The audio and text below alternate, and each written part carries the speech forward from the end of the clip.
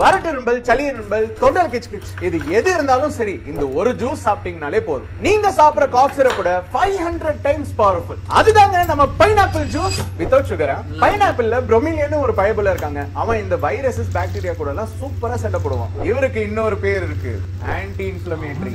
ஒரு சில பேருக்கு அடிக்கடி காஃப் வரும், இதுக்காக அவங்க நிறைய மெடிசன்ஸ் எடுப்பாங்க. அது இங்க தேவையே இல்ல, ஏன்னா பைனாப்பிள் ஜூஸ் ஒரு நேச்சுரல் ரெமெடி. உங்களுக்கு தெரிஞ்சவங்க யாராவது இருமிட்டே இருந்தாங்கன்னா அவங்களுக்கு இந்த வீடியோ ஷேர் பண்ணுங்க.